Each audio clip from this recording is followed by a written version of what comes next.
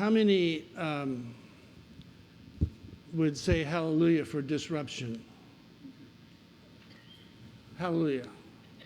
How many like disruption? Disruption means explosion of some kind.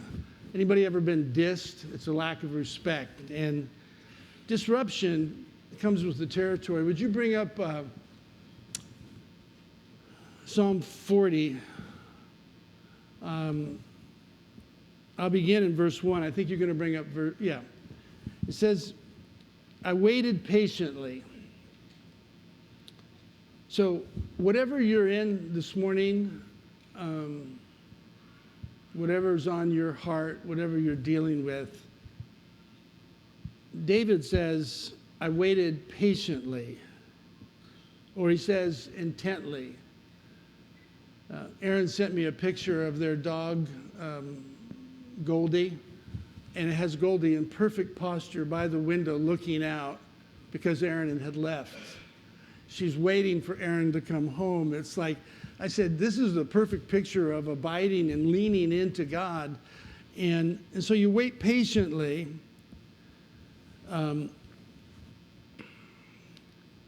For the Lord, and he inclined to me and heard my cry. He brought me up out of the pit of destruction,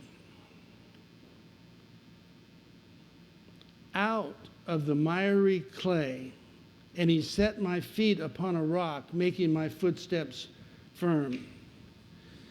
Miry clay is mud, and it's very thick, and it's like marshy, and you can't get your footing.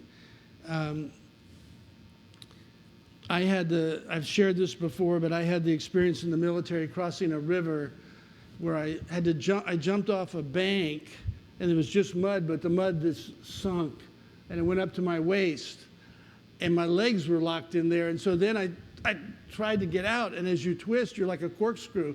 I'm going down. And so it went all the way down, just like one of those Indiana Jones movies. It went almost down to my armpits. And, but, you know, it was the military thing, so they didn't want me to die. They threw a rope, but it took so much to get me out of the miry clay. Dudley and I had the privilege of going to Africa a few years ago, and I've told this story as well, but we were doing a safari, and we saw a lion, and the Jeep driver got all excited. He says, lion, lion. And so we go chasing after the lion right into what's called black tar. And it's real thick mud. It's a paste. I mean, you put it on your hands, and you can do this. You can't get it off. And our car was stuck, our Jeep, for an hour and a half in the middle of lion country. That's a great story because we had to leave the Jeep and walk about a quarter of a mile to safety. And our friend that was there, he says, I'm not worried about the lions. I'm more concerned about the Cape buffalo. They'll come out of like woods, right, those little bushes. I've had 3 guys killed over the last 20 years by Cape buffalo. Praise the Lord. So the reality is that you and I are going to have miry clay in this journey. You are going to get stuck somewhere on something. You're stuck. And the question was, how do you get unstuck? And it begins by waiting patiently and calling out to the Lord. There's a mystery between God's sovereignty and your free will. It's a mystery that's reconciled in faith. I live in a lot of comfort about mystery. I'm old enough now to finally admit that I don't understand everything. But the Bible talks about the mystery of faith, the mystery of salvation. It refers to marriage even as a mystery. The mystery of fellowship. There's a mystery of iniquity. And there's the mystery of the Holy Spirit, the mystery of the church. And yet, the Greek word mysterion tells us in that mystery we can know more than, it's not a mystery that we can't enter into, but we don't fully get it all. So we're in this journey together.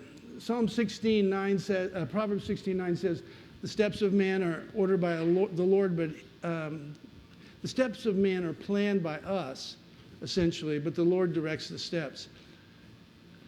If I did a survey, how many of you, how you got here this morning, how you identify with our church, it's been an unusual thing, and God has directed the steps. He wants you here for a reason. I don't know how I got here. I really don't. Virtually every good thing in my life has come in spite of me, not because of me. Every good thing in my life has come in spite of me, not because of me. It's been God's prevailing grace working in our lives, disrupting my life at times, and being inconvenienced at times by God himself, by God changing my direction and me saying okay, us saying okay. And we know that all things work for good for those that are called according to his, that love God and are called according to his purpose. But it doesn't mean that all things are good. But we know they work for good. Every good and perfect thing comes down from the Father of lights, with whom there's no variation or shifting shadow. I want you to hear me this morning. God is at work in your life. Now, he gives you the right to say, no, God. I'm not identifying with you, God. And you can try to push him away. But like the good shepherd, he'll go after the one. He'll provide more opportunities, and you can quench him again and again, the Holy Spirit. But it's God who's after you. God himself. Not Saddleback Covenant. Not Calvary Chapel. Not the Kiwanis Club. Not the NBA. It's God who's after you. Now, if you'd allow me to do a slight biographical sketch here. 50 years ago, I was a single man in rebellion to God who cared nothing for the things of God. I was just home from Vietnam. I had seen a lot of things, experienced a lot of things, and religion seemed so phony and fake to me. And I said, the world doesn't need a bunch of goody two-shoes running around. It needs more idiots like me running around. Bo can identify. There's what you call re-entry into life when you come out of a combat zone or difficult. But I was single. So 40 years ago, I was a married man with 3 kids. My beautiful wife, we had 3 kids. Paige was not here yet. They ordained me as a pastor back in Georgia. But I was a businessman also, and a school teacher, and a principal of a Christian school. And I came here, and I was in business for 10 years. And 30 years ago, I was more than that, but senior pastor of this church with 4 kids, and now I'm a reverend. Would you call me reverend? Just let me hear it. Oh man, does that feel official? 20 years ago, I had 4 single children who were young adults. And 1 year ago, I have 4 married children with 10 grandchildren. So this rebel, 50 years ago, sitting here today, having been a pastor of this church for many years with this family, how in the heck did that happen? That was in no book. That was in no 5-year plan. It was nowhere to be found except God working. And along the way, there's been plenty of miry clay. My journey had me pegged to be a lawyer because my dad and my brother were lawyers. I took the LSATs. I was all set. And he did a curveball. He said, no. You're not called to law. Dudley said, that's where the money is. No. She did not say that. She did not say that. But she said, I'd have loved you just as much if you were a lawyer.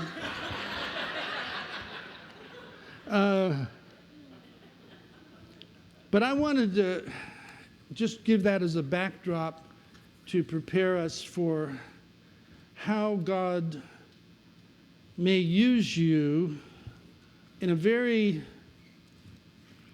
simple way. And I'd like to bring up 1 Samuel 17:17. And I'm going to read this story with you, so stay with it. It'll be on the screen. But then Jesse,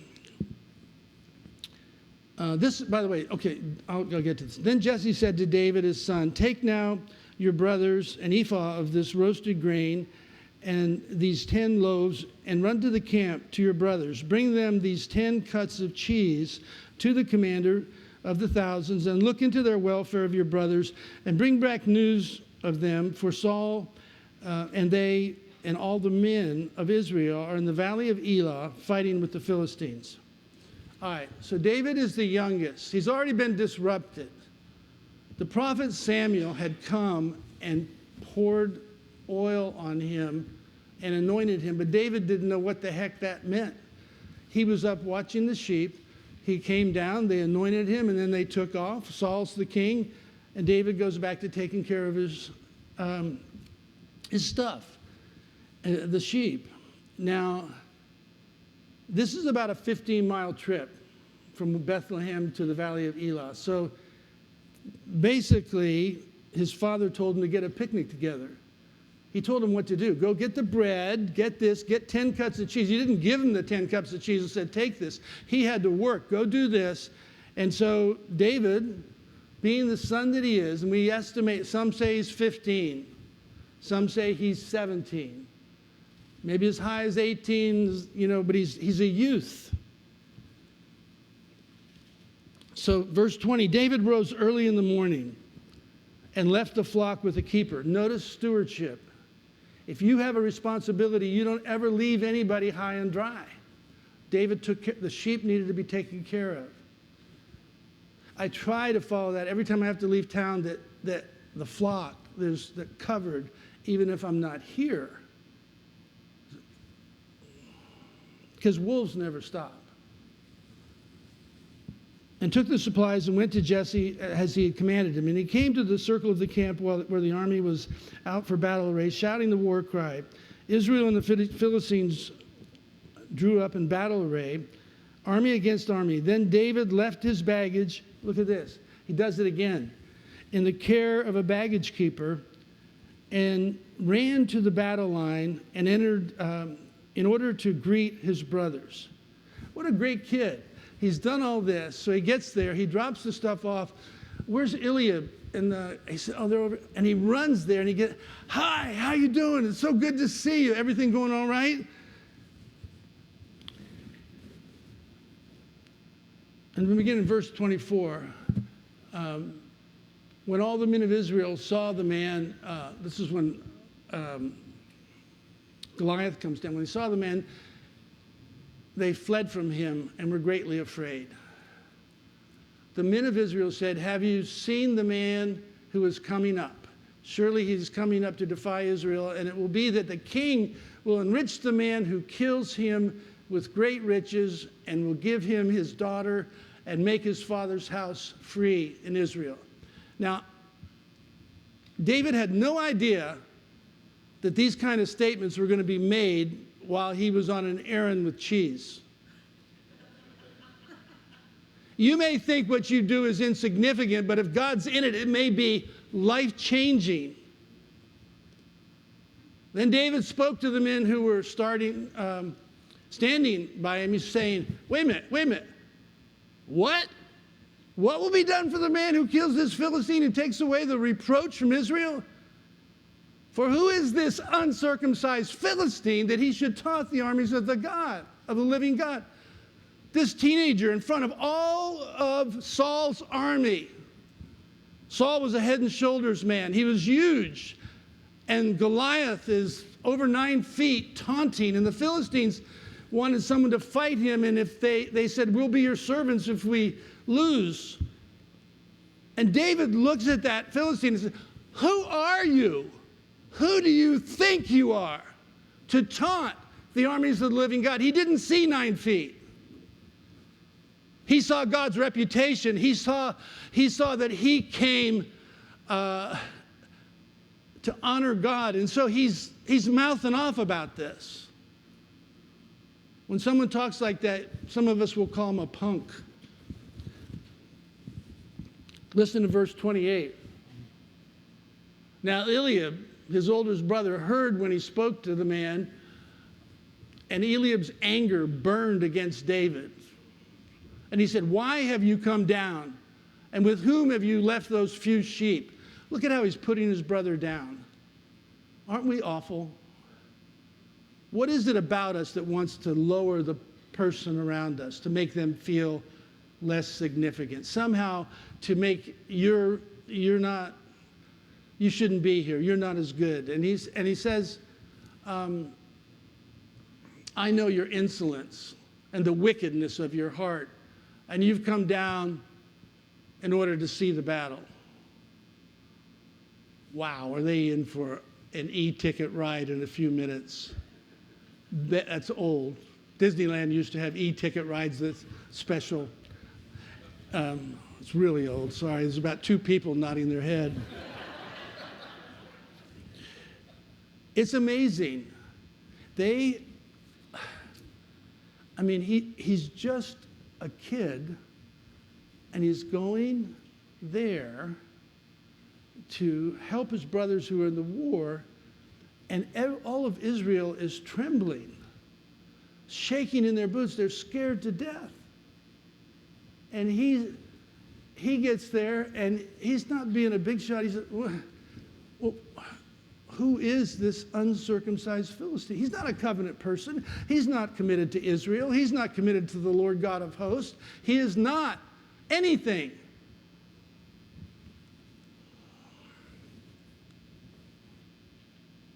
David says in verse 29, like any normal sibling, David said, what have I done now?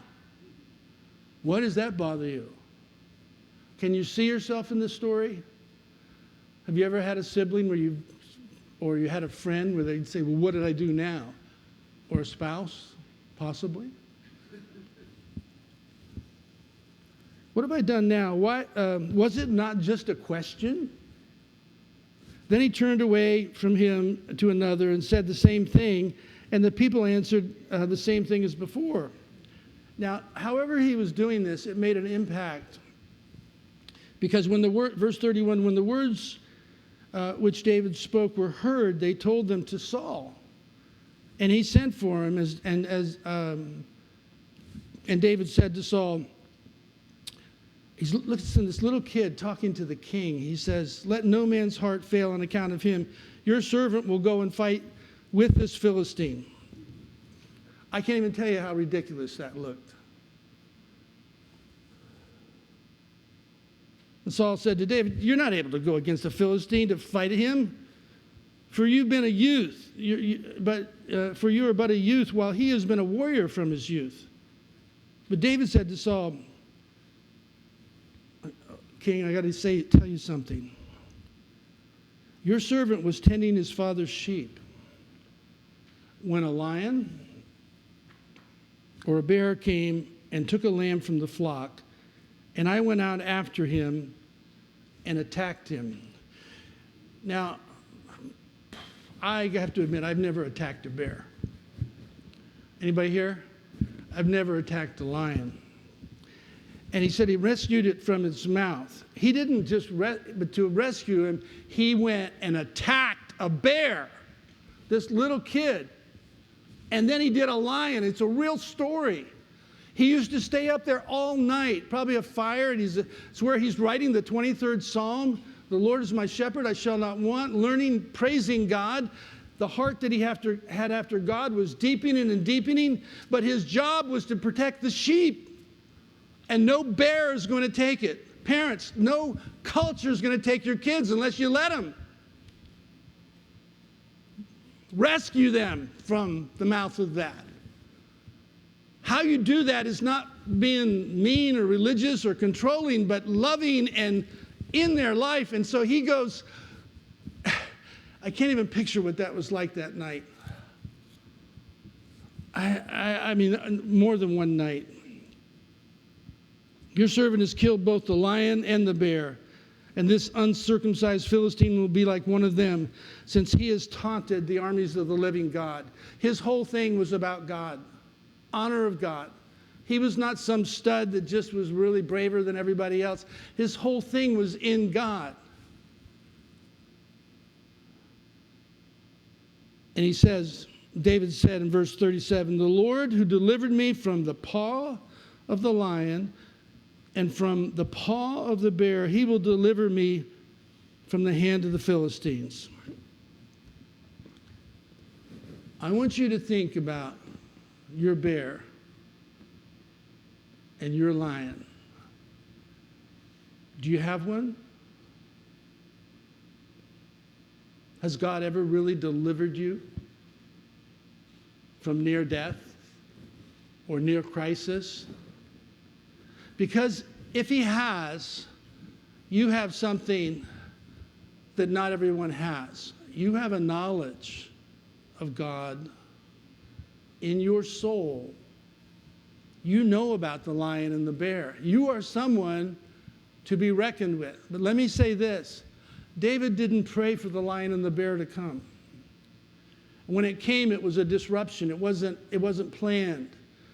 Nobody can plan their maturity in God. God is in charge. It's him at work, both to will and to work for his good pleasure. He is at work in all things at all times. He's at work in the little things as well as the big things. So the next thing is, he tells Saul all this, and I remember Matthew saying this once, but how would Saul risk his entire kingdom? It's like the President of the United States risking the entire freedom of the United States with a teenager. What's going on here? I mean, what did he say? How did he say about the lion? Whatever he said, Saul and everybody else is freaked out. And can I say something? The taunting of Goliath is like the taunting of the culture.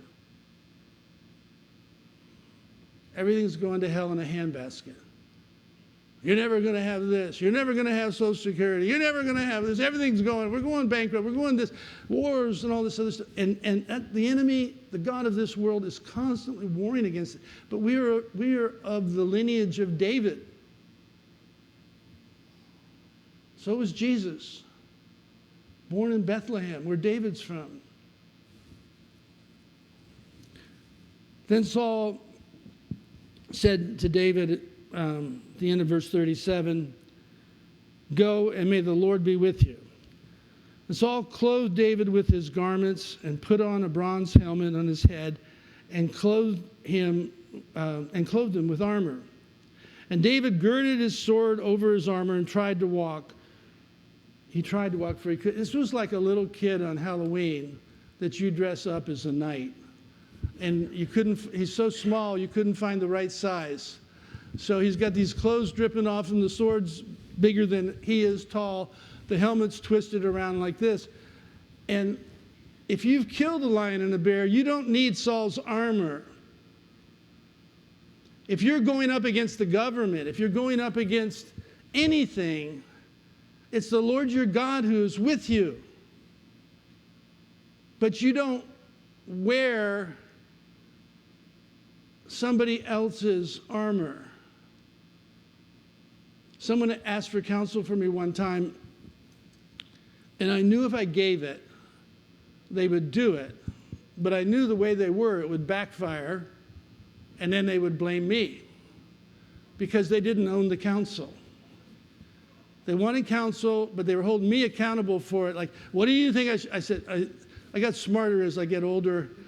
I just said, well, I'd be more interested in what you think. And we start working it out until we're that person. Because what I would do here would probably be totally different than what you would do. But I don't know if we have the same faith. I don't know. I mean, you're talking to a lion and a bear guy here. I might approach it different than somebody that just went to Sunday school and now is looking for some easy answer. So you have to be careful who you give counsel to, that it causes them to own what's going on. And so David tried to walk, for he had not tested them. David said to Saul, I can't go with these, for I have not tested them. And David took them off. And he took a stick in his hand and chose for himself 5 smooth stones from the brook and put them in a shepherd's bag, which he had, even in his pouch. And his sling was in his hand, and he approached the Philistine. He has no sword. He has no armor. He has nothing except this pouch with 5 smooth stones. Now, you can spiritualize it. Well, he had a lot of faith. That's what this all. I want you to be David. I want you, I don't know who, Shaq O'Neal, he's one of the biggest guys in the world. You're going to take on Shaq, and he has like a 4-foot sword that's sharper than a razor blade, and he wants to cut off your head and kill you. It's amazing. Then the Philistine came on and approached David with the shield bearer in front of him. When the Philistine looked and saw David, he disdained him, for he was but a youth.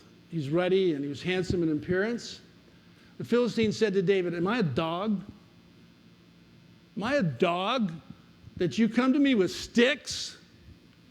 And the Philistine cursed David by his gods. You think the Philistine said, I curse you by my gods? I think he was roaring with venom. The Philistine says to David, okay, buddy, you're going to mock me? Come to me. Come on. And I'm going to give your flesh to the birds of the sky and the beasts of the field. And David looks at him and says, you come to me with a sword.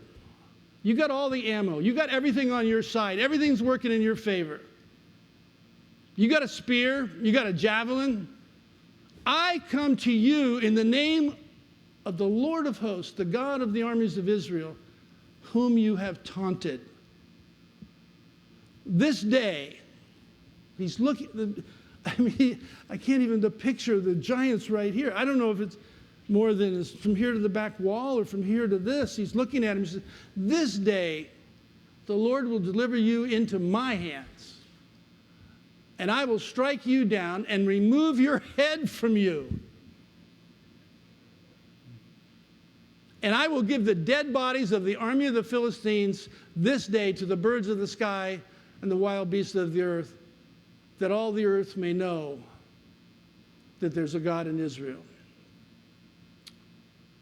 And that all the assembly may know that the Lord does not deliver by sword or spear, for the battle is the Lord's.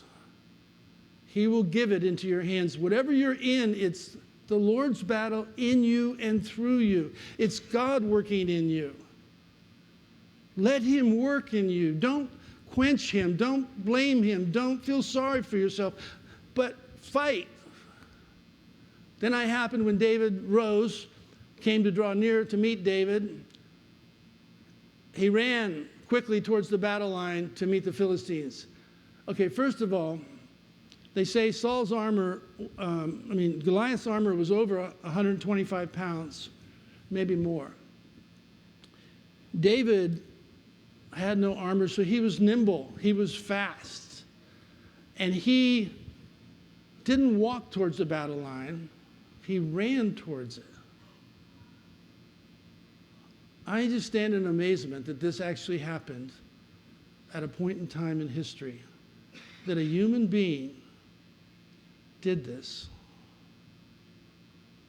He put his hand in his bag, and from it he drew a stone. And by the way, Goliath's covered with a helmet, and he's got the breastplate, he's got a shield and an armor bearer. There's no place if you hit him with a rock, it's going to just spin off. David put his hand in the bag, took the sling. I looked these things up, and they say some people can throw them, but they go about 100 miles an hour. And people that are really good have been known to hit things from 200 meters. But he wasn't that far. Whatever it was, and believe me, that when was protecting those sheep, I'm sure he used this, as well as his staff. So he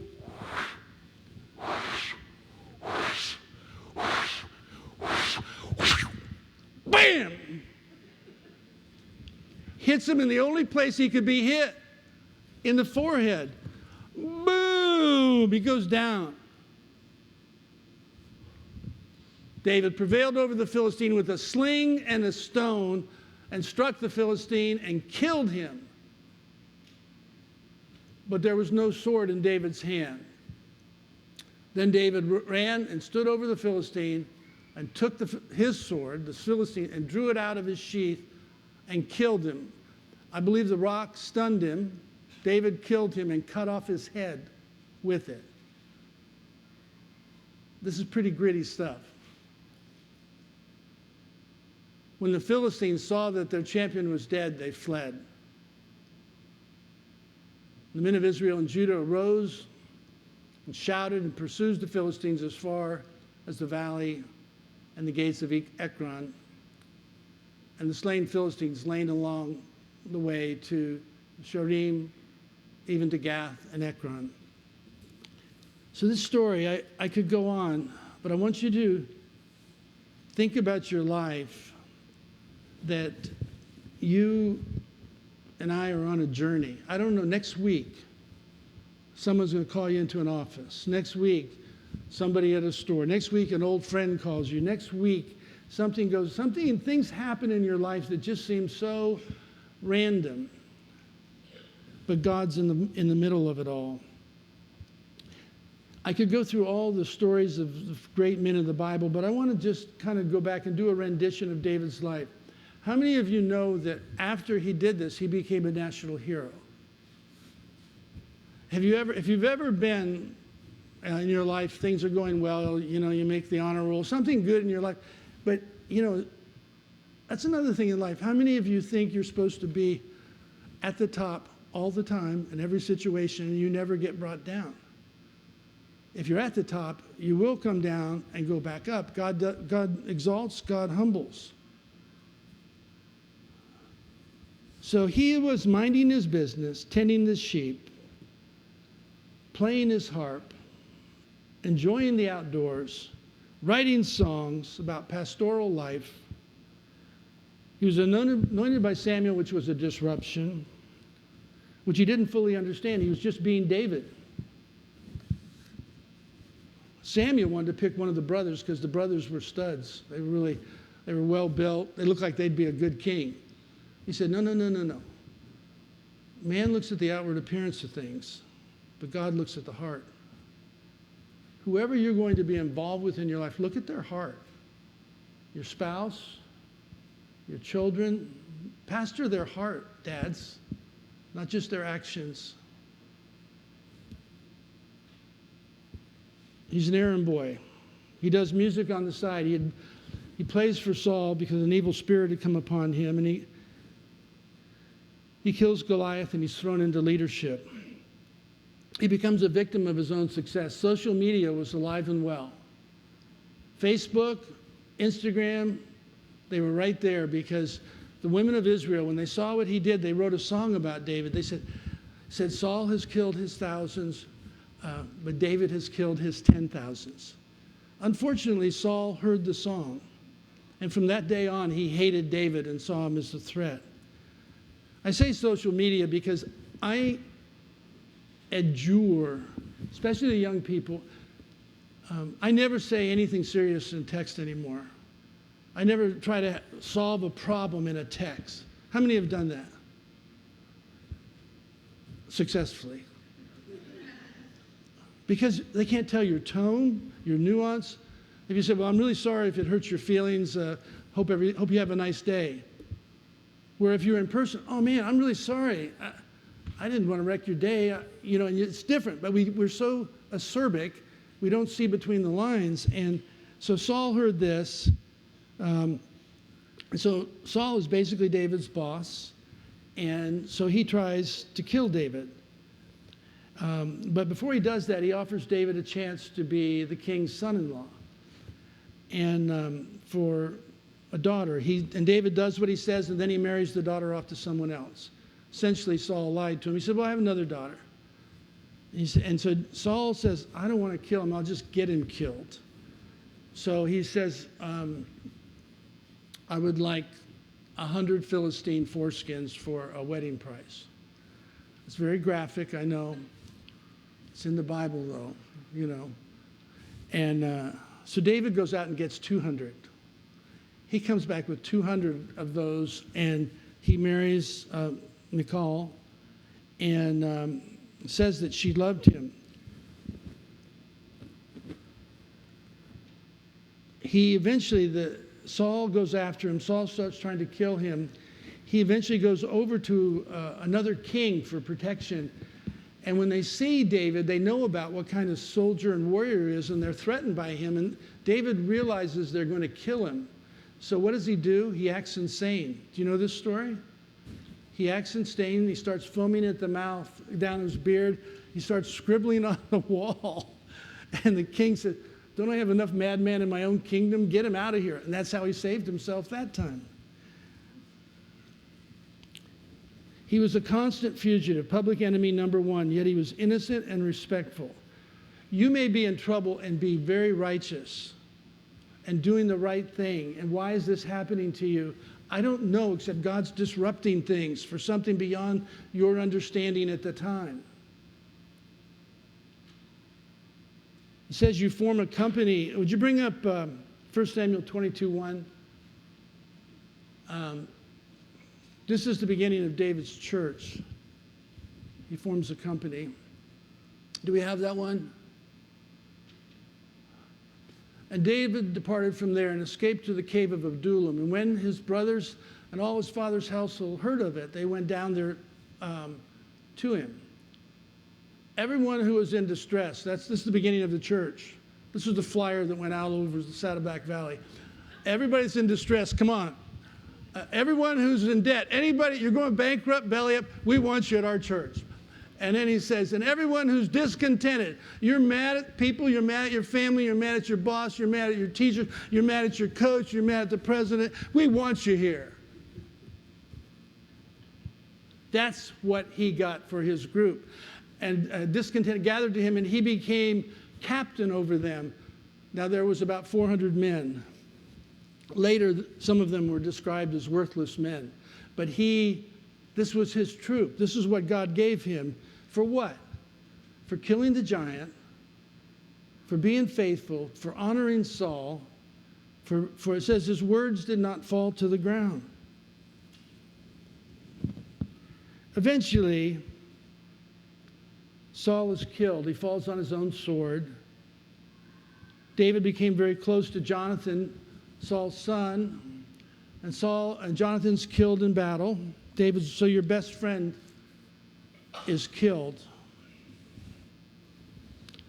He comes back into Jerusalem at one point, praising God. He's so grateful to God.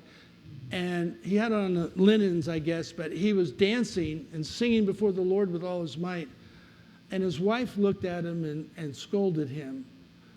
You're acting unkingly. This is bad. This is ridiculous. Act like you're the king. And she mocked him, and God closed up her womb.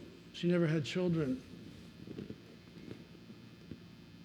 because he danced before the Lord with all his might. So eventually he gets the kingdom. And once he gets the kingdom, he has all these victories, and he's an established monarch. And in those days, those kinds of kings had concubines and that sort of thing. But he sends the troops out to battle, and he stays back. He's up on the roof. He should have been with the troops, and he sees Bathsheba. As soon as he saw her, he should have done a 180. 180, go down and work out. Do something else. Do not linger over lust, or you will be ensnared. Don't do it. It's a trap.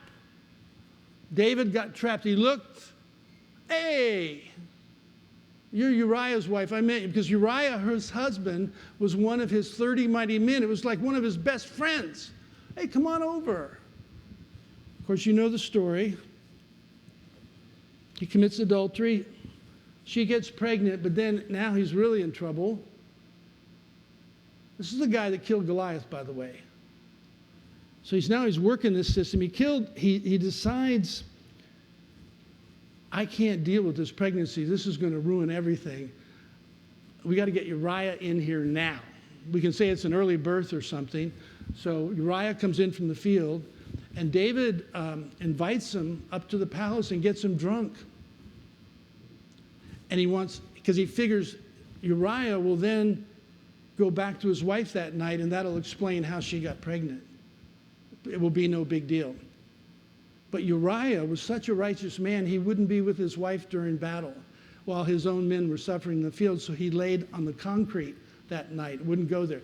And David was very frustrated. He tried something else that didn't work, so he tells Job, send him to the front lines, put him right by the gate where they pour the oil and the stones come down, and then Uriah the Hittite is killed.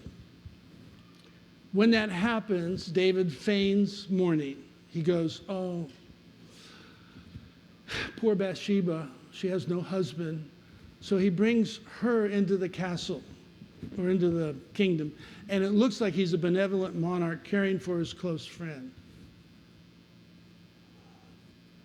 The scripture says your sin will find you out.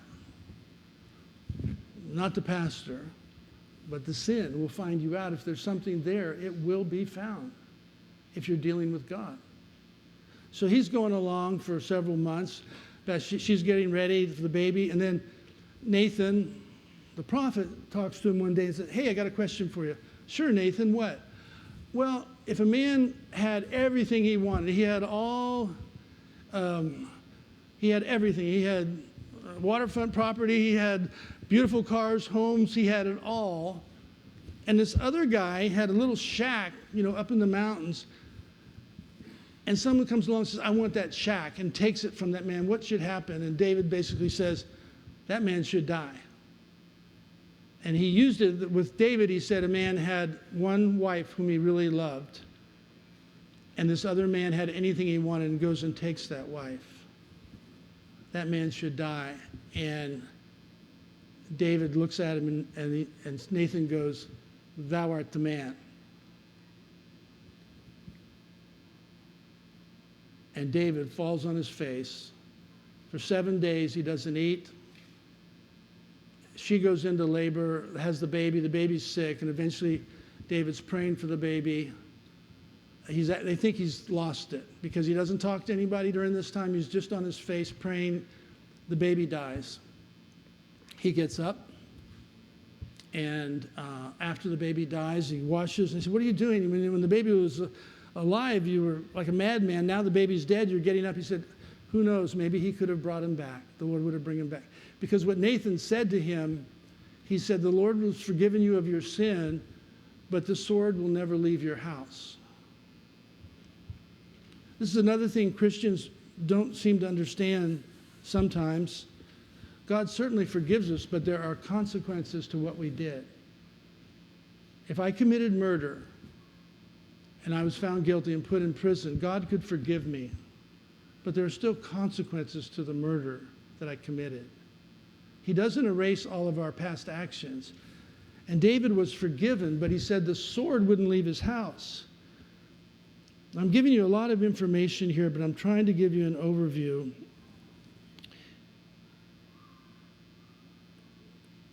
He'd gotten Job involved in the conspiracy, his nephew, Uriah. His close friend was an advisor, Antiphael, was Bathsheba's grandfather. But here's what happens. David's son rapes his sister. This is little David with his harp and sling. This is a tough life. Everything didn't go well. Amnon rapes Tamar. Tamar happened to be Absalom's sister. And Absalom buries it for 2 years, and then he kills Amnon. Then Absalom goes into exile. And after a number of years, David brings Absalom back, his son, who was a very handsome man. And it says Absalom stole the kingdom from David. He used to meet at the main gate and talk about, if I was king, this is what I would do. And it says, thus Absalom stole the hearts of the people. And eventually David is driven out of town. On the way out of town, he's being cursed. And he goes into hiding. And it's a great story. I can't give you the details, and Tithapol was his advisor, and he had good advice that would have probably to Absalom that would have brought David down, but David was able to outwit them. And when Tithapol realized his counsel wasn't being met, he committed suicide. It's very nasty, graphic stuff. Are you enjoying this? How many of you like me to just stop when he threw that stone? Because you are going to have really high times in your life. But other things come along that you don't expect. And so many Christians get disillusioned because they had an illusion. We're to pick up our cross, deny ourselves, and follow him. He's run out of town on a rail. His lifelong friend and personal counselor betray him. Later, his nephew Job kills Absalom when he specifically told him not to hurt him. And later, a third son, Adonijah, with Job, rise up against him to take the kingdom again. And they're both killed. And then he gets Solomon. And Solomon, I don't get it. Solomon is the son of Bathsheba and David. Now, for those of you that have all your ducks lined in a row, I want you to explain it to me. Isn't it amazing? A man after God's heart, full of revelation and worship. He unites Israel. He leaves everything for the temple. This God that we serve hears our prayers. Today, I tell you, the scriptures endure. Heaven's mercies spring up new every morning. The cross forever testifies to the power of God's sacrificial love. The tomb is now and forever empty. And the kingdom that Jesus announced is ever expanding without needing to be bailed out by any human efforts. God is still in the business of redemption and specializes in bringing something very, very good out of something very, very bad. There's a couple of you here that aren't sinners. Who are you? You told me this. How many of us know that we tend to not be as big a sinner as this other person? You went to Christian school, so the other person went to this crazy. We got to watch. We're all sinners, and there's degrees of it. But the redemption, there's no pit too deep for God to dig out. I personally believe that David was closer to God at the end of his life than he was at the beginning. I personally believe that he understood something. When that man was cursing him when they were going out of the city, they said, Abishai says, "Let me go kill him, my Lord." And David says, "No, maybe he's right. Maybe I am what he's cursing me about." He was that place. It was from that point on, after David blew it, it's always God. Always God, whatever you want, Lord. So let's stand. In your journey, I'd like you to think about a couple things. Oops.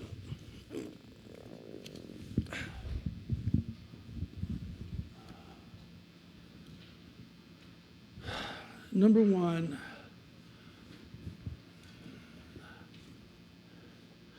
just kind of bow your heads. Let's not gawk this morning, but I want to ask you to just raise your hand on these questions. Has there been a lion or a bear in your background? If so, raise your hand. Good for you. Feed on that. Know that the same thing that brought you through that will bring you through what you're doing now. Number two, is God's reputation and interest your utmost concern?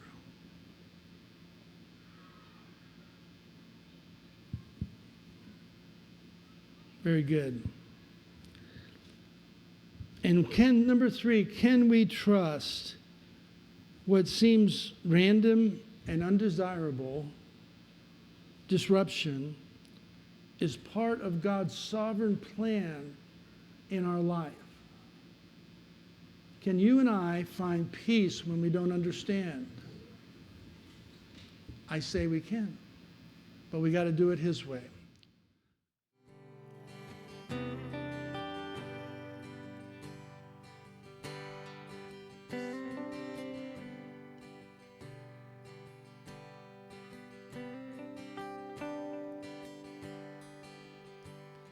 And I searched the world, but it couldn't fill me. A man's empty praise, the treasures that fade are never enough. And you came along, you put me back together. Every desire is now satisfied here in your love.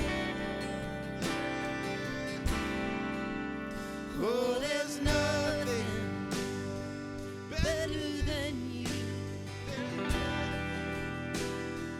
Better than you. There's nothing is better than you.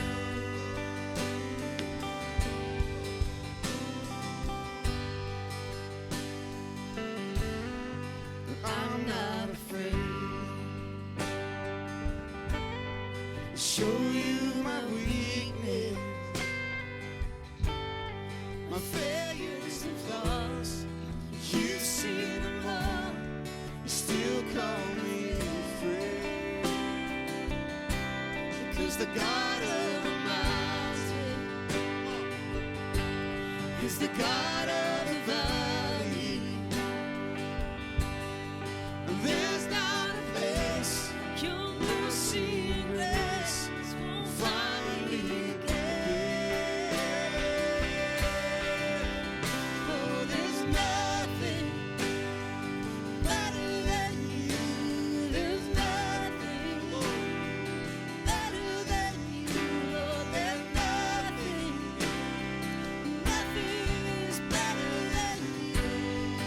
Oh, let's sing that again one more time. Oh, there's nothing better than you. There's nothing better than you. There's nothing is better than you.